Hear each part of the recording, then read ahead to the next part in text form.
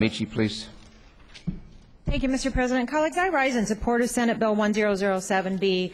We absolutely understand that there has been an issue of victims having to come back for a resentencing hearing. That is resolved by halting the resentencing.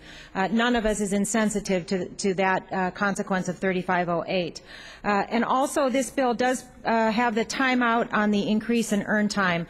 And I'm glad that this bill also provides for getting data for the two-part audit, because as the Senator from John Day mentioned, it is important to have information about this, and that's going to be very, very important information. But we do have some information that we should consider about earned time in other states, and this is from the National Conference of State Legislatures, a study called Cutting Corrections Costs, Earned Time Policies for State Prisoners. So we need to consider this because, colleagues, we're here to make decisions based on policy.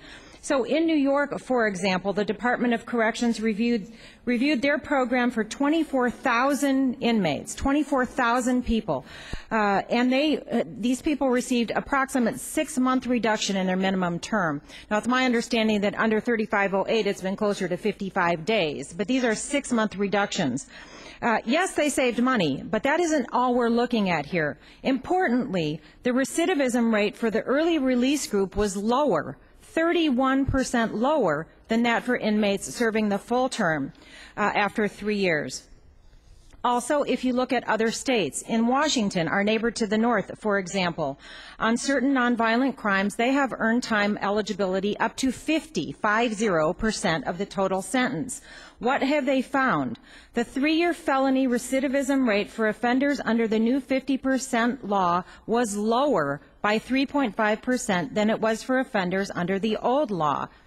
In Kansas, for example, they have an earned time program, and they found earned time credit is a tool that helps us with the mission of motivating offenders to behave and engage in useful activities while in prison, making them better prepared to return to our neighborhoods.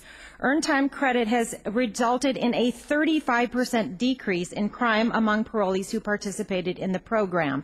So, colleagues, I'm looking forward to getting that information from the audit and seeing how this is working here in Oregon. Yes, it saves money. That's one factor. But if earned time actually reduces rates of recidivism, that is very, very important for us to consider in our policy decision. So please support Senate Bill 1007B, which does put a halt, a timeout on the increase in earned time to give us a chance to get that important data. Thank you, Mr. President.